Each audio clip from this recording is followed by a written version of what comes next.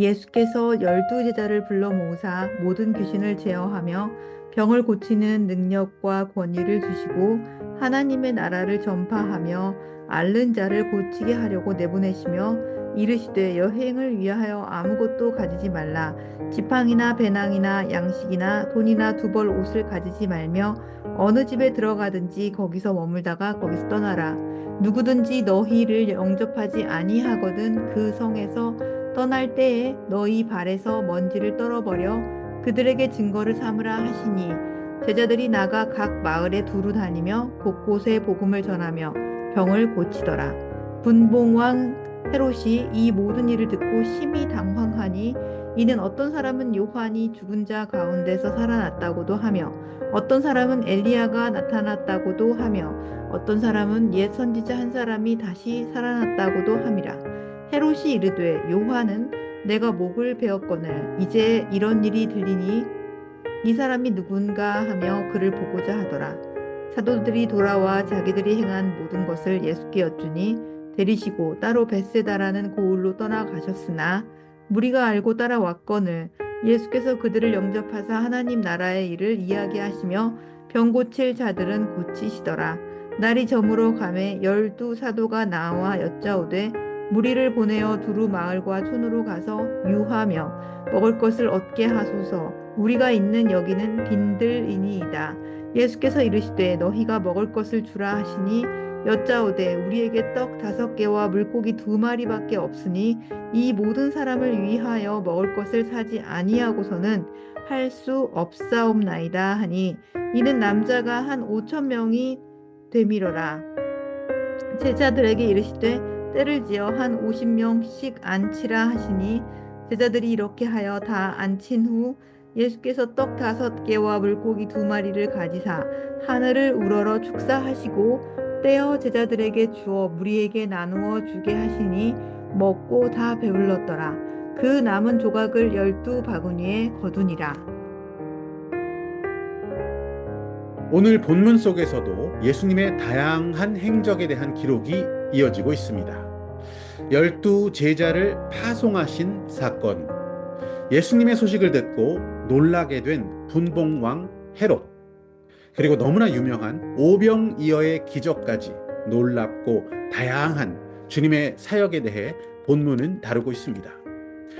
오늘은 특별히 분봉왕 헤롯, 주님이 베푸신 기적과 하나님 나라의 운동에 대해서 듣고 나서 매우 당황했던 자 헤롯에 대해 말씀 나누도록 하겠습니다.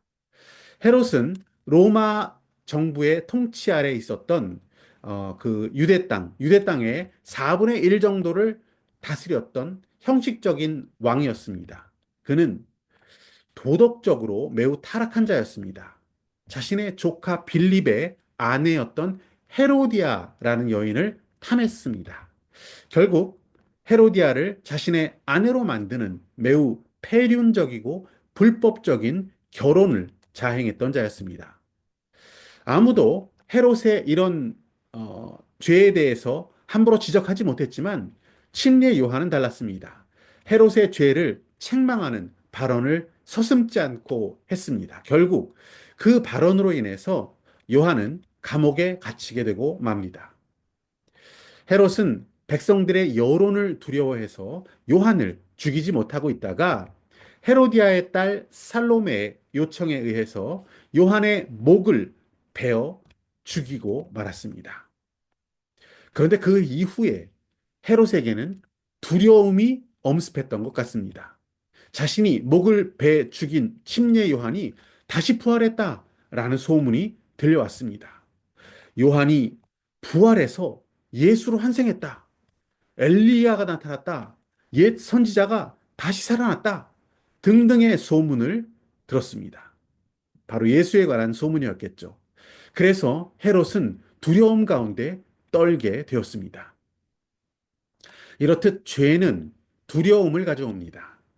아담과 하와도 하나님 앞에 죄를 짓고 나서 그들이 너무나 두려운 나머지 나무 사이에 숨었던 것을 우리는 기억합니다.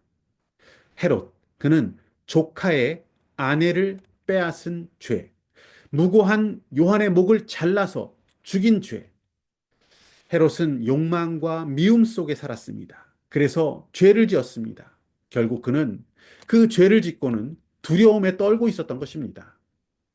헤롯은 나름 권력도 있었고 높은 지위도 누렸고 부족한 것이 없는 자였지만 죄의 문제, 죄 때문에 불안했던 것입니다.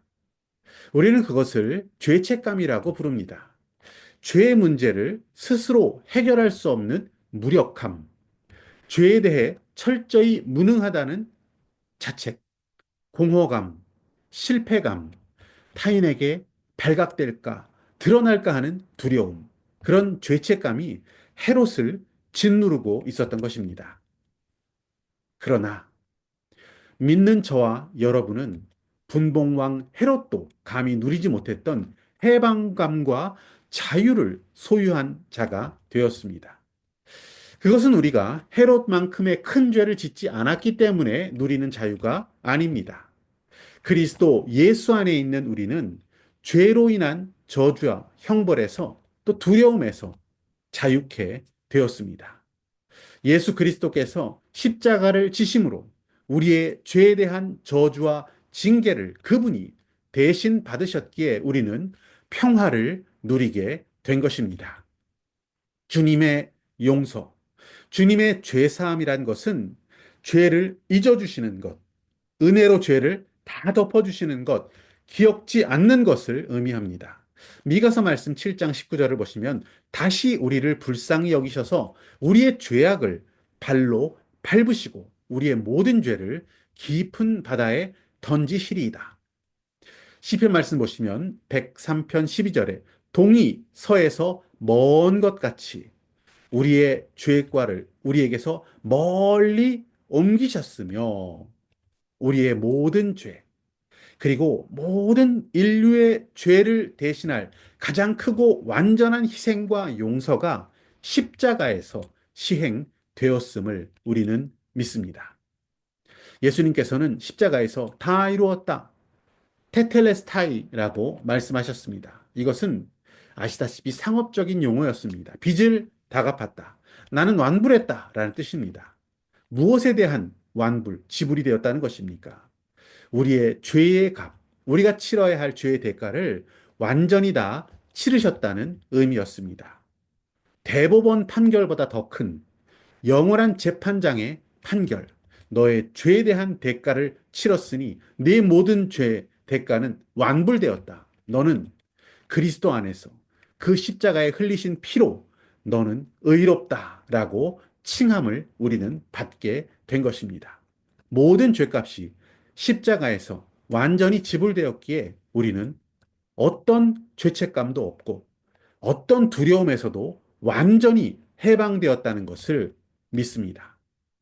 분봉왕 헤롯도 누리지 못했던 자유와 해방을 우리가 완전하게 영원토록 누릴 수 있는 단 한 가지 이유는 바로 우리 주님이십니다.